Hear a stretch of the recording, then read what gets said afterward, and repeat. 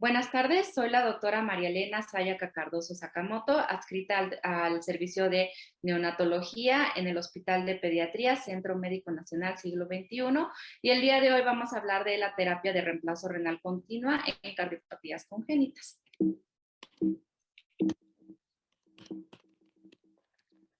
No puedo avanzar.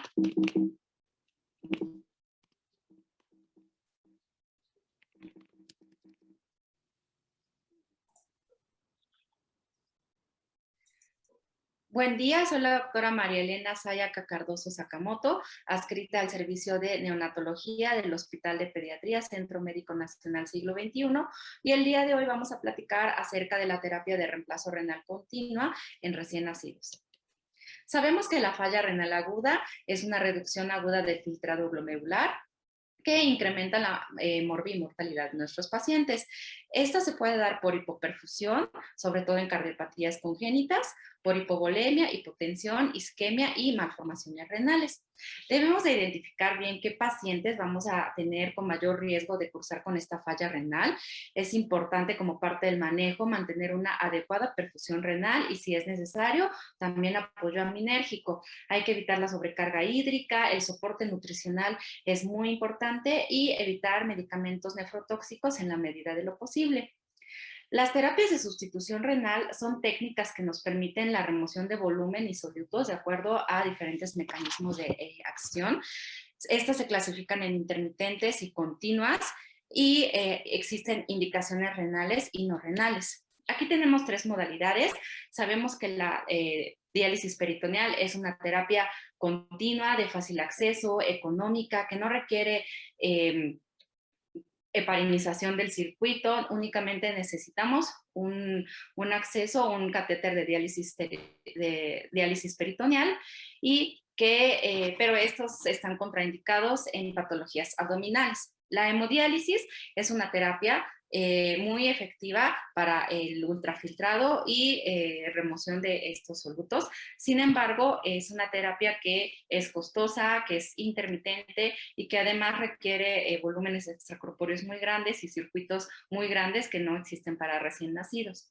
La terapia de reemplazo renal continua es una terapia que se puede aplicar en pacientes con inestabilidad hemodinámica, que se puede conectar a ECMO en caso necesario, pero requiere el cebado de sangre, un volumen extracorpóreo grande, necesitamos heparinizar el circuito, pero es muy eficiente para remover tanto solutos como líquido.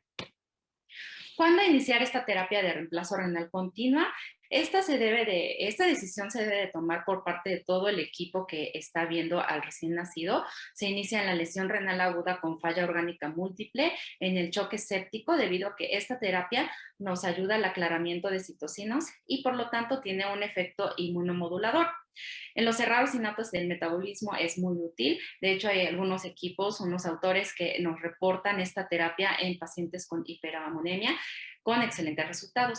Se utiliza también en intoxicaciones, en rhabdomiólisis y en cirugía cardiovascular, por supuesto, por el efecto de síndrome de posbomba que tenemos en estos pacientes, sobre todo los que entran a bomba y que tienen una mayor o mucha mayor liberación de factores de inflamación.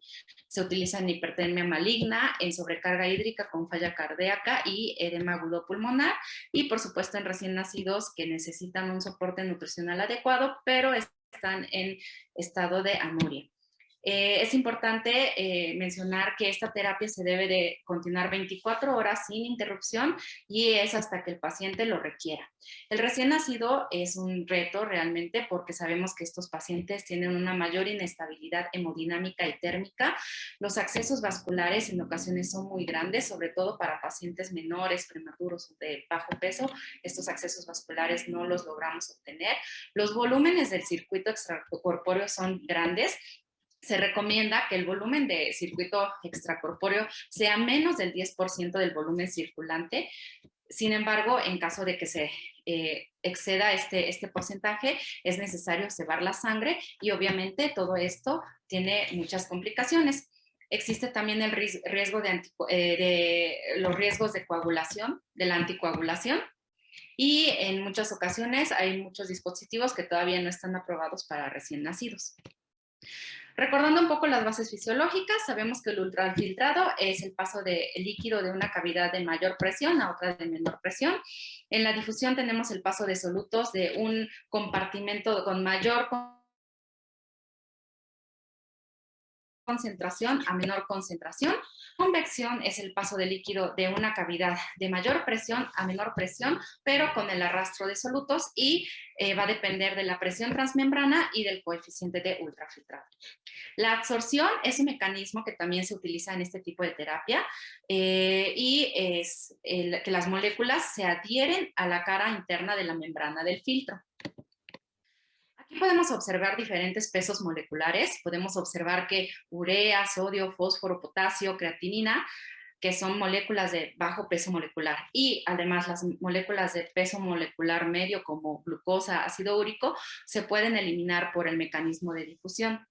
La terapia de reemplazo renal continua va a remover moléculas de mayor peso molecular, como la mioglobulina, y algunas citocinas, algunos mediadores de inflamación. Existen diferentes modalidades. La ultrafiltración lenta continua, que va a utilizar el mecanismo de ultrafiltración. La hemofiltración veno-venosa continua, que va a utilizar el de convección. La hemodiálisis veno-venosa continua, que utiliza el de difusión. Y en esta ocasión vamos a platicar de la hemodiafiltración veno-venosa continua, que es la que junta todos estos mecanismos, y además del mecanismo de absorción, dependiendo de la membrana o del filtro que se utilice. Es importante mencionar que este último mecanismo va a ser necesario reponer líquido para mantener un adecuado balance hidroelectrolítico. Necesitamos un acceso vascular adecuado. En el neonato debe ser mínimo de 7 French, doble lumen. Algunos autores refieren que pueden tener 2 vías diferentes de un solo lumen, sin embargo, el de doble lumen es más recomendable. El sitio de inserción, idealmente en vena yugular interna derecha, si no se puede en izquierda, y si no, a nivel femoral. El líquido de sustitución o reposición, este líquido, el objetivo es compensar la cantidad de líquido ultrafiltrado y restablecer o mantener el equilibrio hidroelectrolítico, por lo que su composición debe ser similar al plasma. Como podemos observar en el cuadro, la cantidad o la concentración de electrolitos, glucosa y lactato es fisiológica, puede variar un poco dependiendo de la casa comercial. Se le agrega bicarbonato, calcio, teniendo una osmolaridad de 280 a 296 aproximadamente. Necesitamos una adecuada anticoagulación. Utilizamos heparina sódica. El bolo inicial en recién nacidos puede ser desde 20 hasta 50 unidades por kilo. La dosis de mantenimiento de 10 a 30 unidades kilo hora. En recién nacidos prematuros puede ser 10 unidades kilo hora. Y en algunos recién nacidos que tengan mayor riesgo de sangrado, pacientes con coagulopatía, se puede utilizar una heparinización baja, o incluso algunos autores mencionan que pueden no utilizar heparina.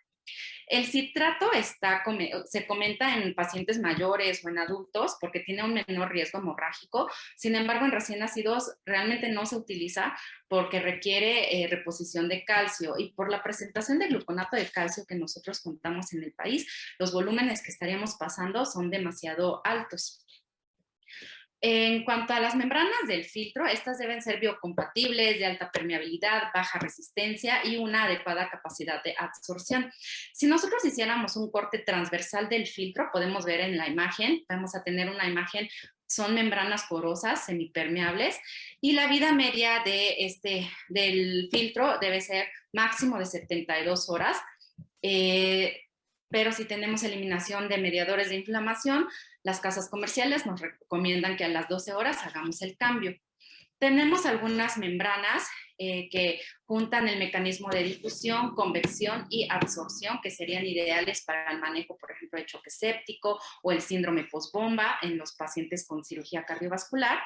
Pero tenemos otras alternativas, aunque estas no cuentan con el mecanismo de absorción. Algunas casas comerciales están desarrollando algunas membranas que juntan todos los mecanismos, pero con un menor requerimiento de heparina, y por lo tanto se vuelve un poquito más seguro para nuestros pacientes. Aquí tenemos el equipo. Vemos que tenemos al paciente del lado derecho de la pantalla. Tenemos una vía aferente de color rojo que lleva sangre del paciente al filtro, tenemos el filtro, y una línea eferente en verde-azul que va a llevar la sangre del filtro al paciente. Vamos a tener 5 sensores de presión durante todo el circuito. La presión de entrada siempre va a ser negativa. Vamos a tener un sensor de presión prefiltro, un sensor de presión efluente, un sensor de presión en el filtro, que esta siempre va a ser positiva y este es el punto más positivo de todo el circuito. Un sensor de presión ya de retorno, que las presiones van a ser positivas. Tenemos en la vía aferente una vía de anticoagulación, posteriormente una bomba de sangre que va a regular el flujo sanguíneo.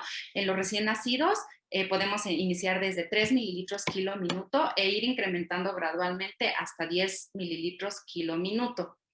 Después vamos a tener la vía de la solución de reposición, que es la que comentábamos que debe ser similar al plasma.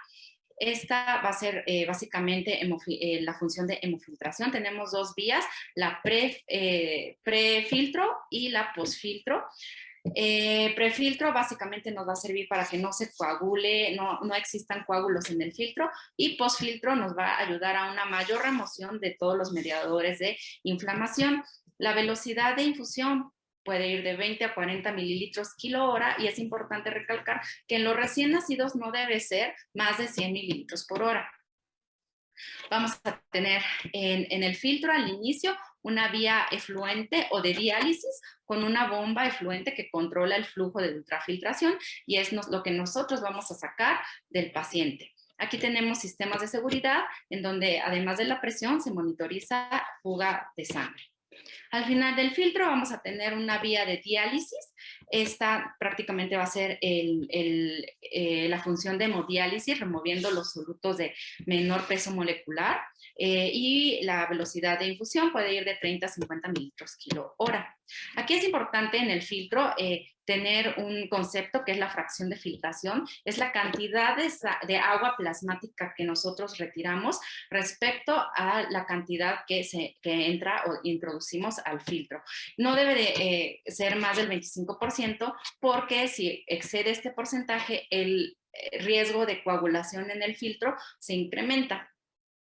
Podemos ver ya en la vía eferente que tenemos finalmente un detector de aire como otro sistema de seguridad. Durante el monitoreo es importante el cálculo de porcentaje de sobrecarga hídrica, estar al pendiente del balance hídrico acumulado, parcial, del balance estricto. Necesitamos tomar gasometría, química sanguínea, electrolitos séricos cada 30 minutos y corregir cualquier alteración. Y respecto a la anticoagulación, idealmente se debe de llevar a cabo con el tiempo de coagulación activado de 180 a 200, 210 segundos, y en los pacientes prematuros o que tengan mayor riesgo de sangrado con alguna coagulopatía se puede quedar en 160 segundos. Si no contamos con este parámetro en la unidad, podemos utilizar el tiempo de tromboplastina parcial activada, que debe ser 1.5 veces mayor al basal. Y es importante mencionar que en la toma de esta muestra debe ser en el paciente o posfiltro, porque si se toma prefiltro estamos tomando estamos midiendo la coagulación del circuito en sí. Hemos platicado que debemos cebar la sangre, y obviamente esto lleva a complicaciones como acidosis metabólica, desequilibrio hidroelectrolítico y coagulopatía, lo cual también debemos de estar monitorizando. Entonces, debemos de tener un acceso venoso de adecuado calibre, tener una adecuada anticoagulación para evitar coagulación en el filtro, porque esta es una de las principales complicaciones que se dan en esta terapia y una de las causas más frecuentes por la que se está interrumpiendo esta terapia, que debe ser continua. Estas interrupciones frecuentes hacen que todavía se incremente más el riesgo de coagulación en el filtro o en el circuito. Para evitar hemorragias debemos de estar monitorizando niveles de plaquetas y, si es necesario, reponer. La hipotensión es otra complicación muy frecuente en este tipo de terapias. Se da en los primeros 60 minutos y para eso se debe de cebar el circuito con sangre o con coloides. Actualmente requerimos aproximadamente 90 mililitros de volumen extracorpóreo, mínimo deben de ser 60 mililitros. por lo que algunas casas comerciales están desarrollando algunos equipos para que se pueda realizar esta terapia con un volumen menor, un volumen extracorpóreo menor. Podemos ver en la tablita que va desde 6.5 mililitros. Otro tipo de equipo se puede ajustar desde 27 mililitros hasta 45 mililitros, y pudiendo someter a pacientes desde 800 gramos o 2 kilos a este tipo de terapia. Además, también la ventaja es que los accesos vasculares ya no van a ser tan grandes, pueden ser de 4 o 4.5 French, lo que nos va a ayudar a implementar esta terapia en los pacientes prematuros o de menor peso, mejorando la sobrevida de estos pacientes. Gracias.